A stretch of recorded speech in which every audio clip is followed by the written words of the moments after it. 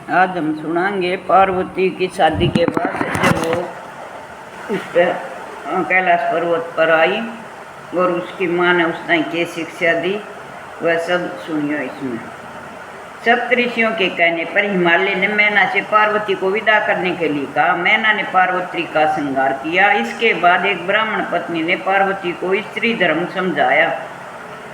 पत्नी को प्रतिदिन पति के बाद भोजन करना चाहिए, पति के शयन करने के पश्चात सोना चाहिए, पति से कभी मुंह जोरी नहीं करनी चाहिए, पति की आज्ञा का पालन करें, पतिव्रता को कभी द्वार पर नहीं खड़ा होना चाहिए, पराए घर में बिना कारण नहीं बैठना चाहिए, पति के काम की वस्तुओं को संभाल कर रखें, घर के काम काज में चतुर होना चाहिए, पति की आज्ञा के बिना तीर्थ यात्रा पर न जाएं, पति की आज्ञा लेकर ही उपवास रखना चाहिए, सोते बैठते उठते कभी भी पति को न सताए, वृद्ध रोगी धनहीन या गरीब पति जैसा भी हो उसका त्याग न करें, पति की निंदा न करें, शुद्ध और व्यभिचारिणी स्त्रियों से दूर रहें, दुख अथवा सुख किसी भी स्थिति में पति से दूर न जाएं, पति को विष्णु ब्रह्मा महेश सबसे बड़ा समझे, पति से कभी ऊंची आवाज में न बोले।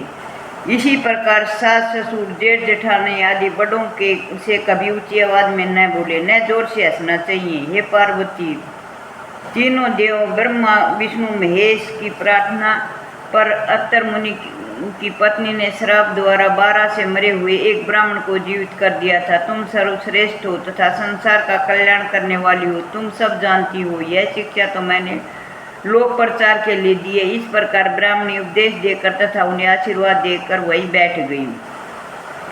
इसके बाद मैना ने पार्वती को पालकी में बैठाकर विदा किया। सबसे आशीर्वाद पार्वती को आशीर्वाद प्रदान किया। हिमालय तथा मैना ने पार्वती को आशीर्वाद देकर अमूल्य आभूषण तथा धन और वस्त्र प्रदान किए। इसके पश्चात हिमालय ने भगवान शिव को प्रणाम किया और विष्णु जी आदि देवों से गले लगकर मिले। फिर सबके कुछ दूर तक छोड़ने गए तथा देवताओं से आज्ञा लेकर हिमालय घर को लौटे। इसके पश्चात भगवान शंकर सभी के साथ कैलाश पर आ गए। वहाँ पर लोक रीति के अनुसार सभी बाराती को स्वादिष्ट भोजन कराया गया। फिर सभी देवता शिव जी से आज्ञा लेकर उन्हें प्रणाम करके अपने लोकों को प्रस्थान कर गए। पार्वती कैलाश पर्वत पागी आराम से रहने लगे। ये थी शिव और पार्वती की शादी का प्रसंग। वो गीत गाए। गोरगड्डी भाई गोरगड्डी सासू छोटी बहू बूढ़ी आ गई। पार्वती महादेव के घर में सुख का वो हो गया, आनंद मगन हो गए सब।